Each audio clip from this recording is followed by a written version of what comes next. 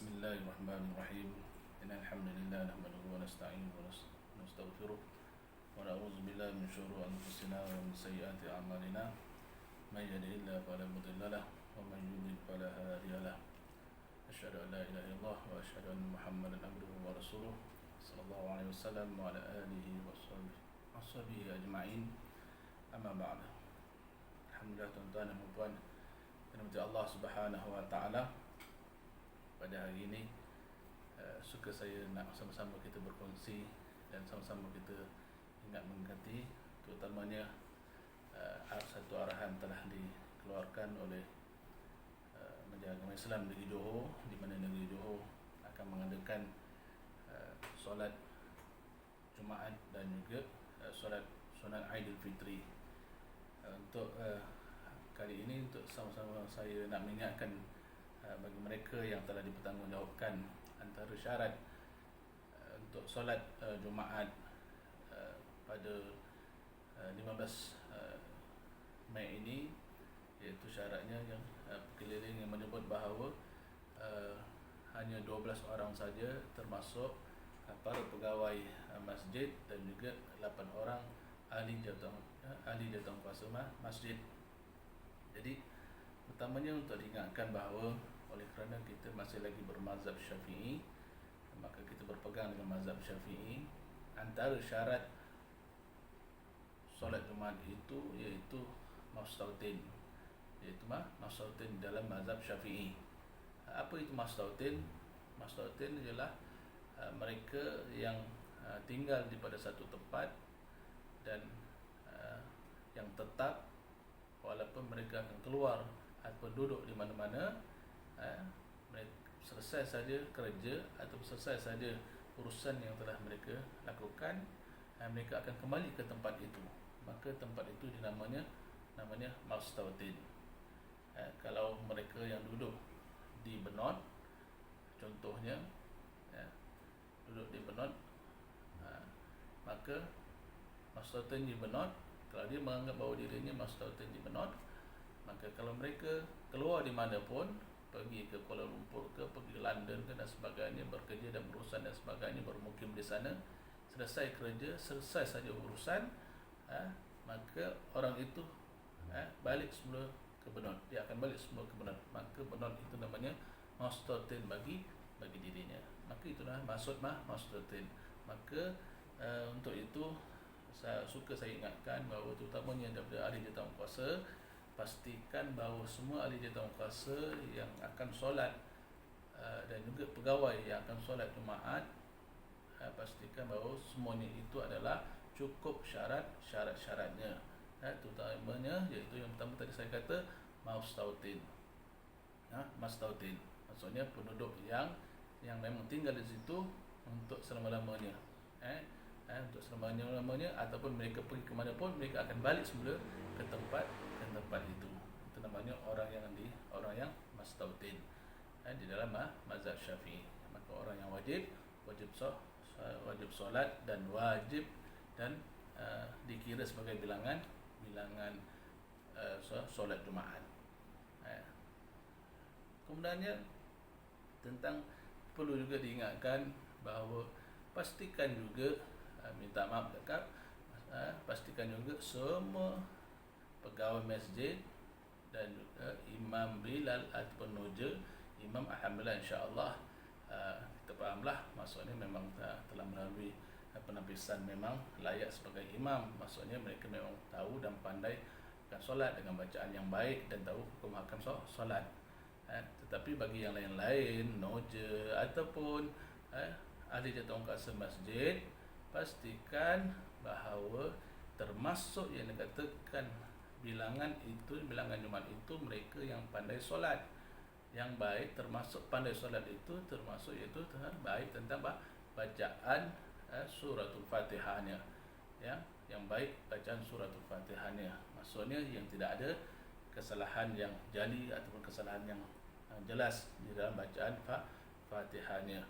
Maka orang ini kalau dikira kalau dia baik bacaannya, maka dia boleh dikira sebagai bilangan ahli Jumaat, sebagai ahli Jumaat. Tetapi kalau mereka yang tak pandai, untuk membaca suratul Fatihah ataupun tidak baik bacaannya, banyak lagi kesalahan dan ataupun kesilapan, maka orang ini tidak dikira di dalam mazhab Syafi'i.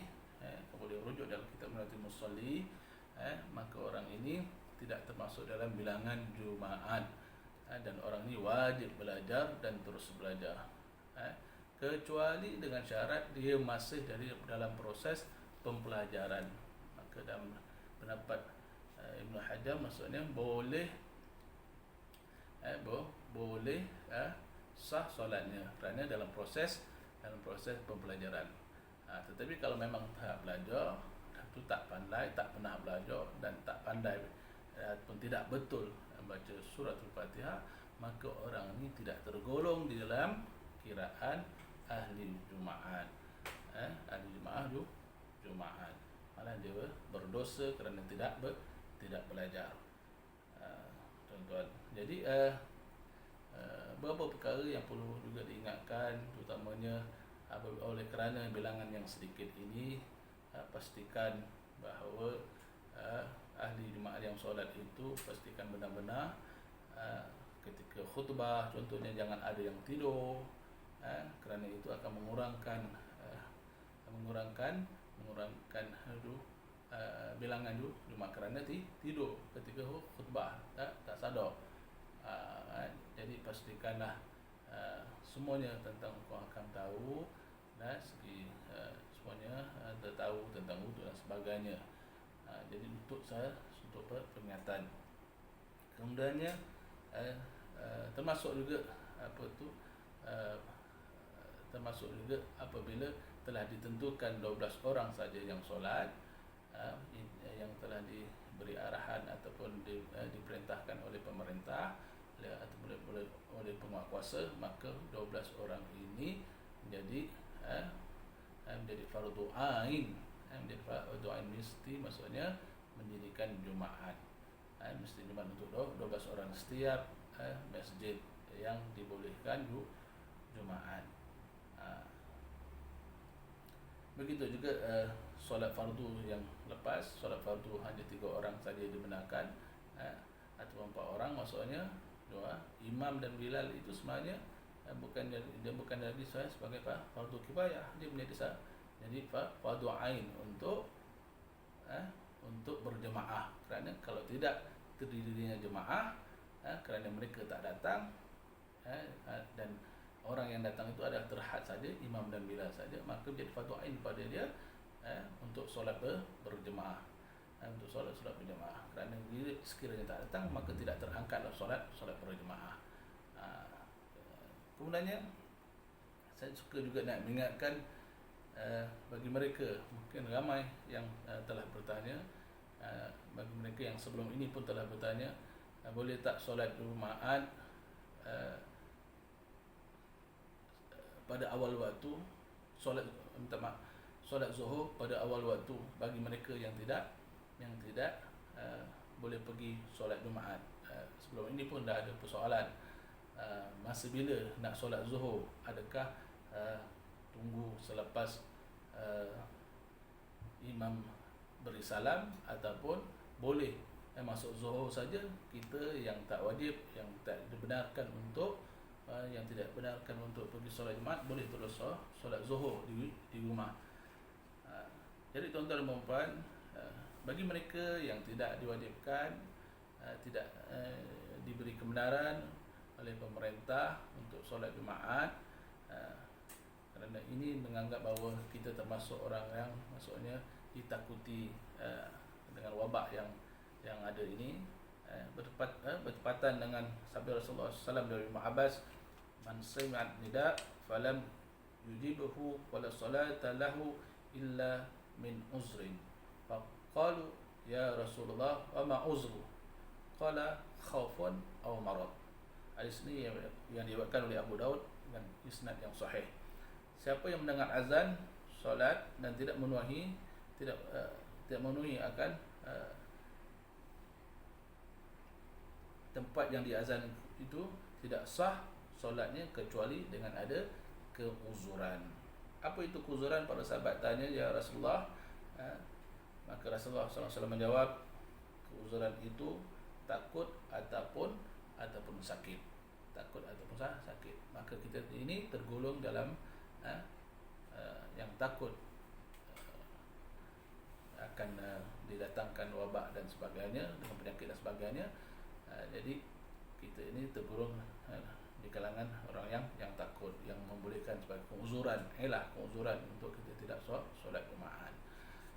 Oleh kerana kita ada ada sebab untuk tidak diwajibkan Jumaat, maka untuk solat zuhur di rumah maka tidak perlu menunggu sehingga imam solat Jumaat memberi salam. Boleh saja apabila masuk waktu zuhur untuk terus solat zuhur di rumah. Solat zuhur di rumah berjemaah ataupun bersendirian. Tidak perlu menunggu imam memberi salam solat Jumaat. Kerana kita tergolong di kalangan mereka yang ada keuzuran. Di kalangan ada keuzuran. Seperti mana juga wanita. Orang wanita juga yang tidak wajib berjumaat tidak perlu menunggu imam memberi salam. Imam dalam solat Jumaat boleh terus masuk zuhur saja, boleh terus solat. Hanya saja bagi mereka hukum yang mengatakan kena tunggu sehingga habisnya solat fardu Jumaat bagi mereka yang solat Jumaat, yang hendak solat zuhur, itu mereka yang wajib solat Jumaat tapi tidak pergi Jumaat. Maka sekiranya mereka nak solat zuhur, dia kena tunggu sehingga habis imam memberi salam. Tetapi bagi mereka yang ada keuzuran tidak perlu menunggu imam memberi salam dalam solat Jumaat.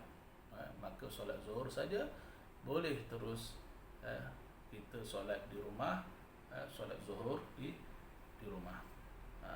Jadi itulah beberapa peringatan yang perlu saya ingatkan. Oleh kerana kita mengalami suasana yang berbeza seperti biasa. Sebelum ini solat Jumaat, sekarang ini tak solat Jumaat.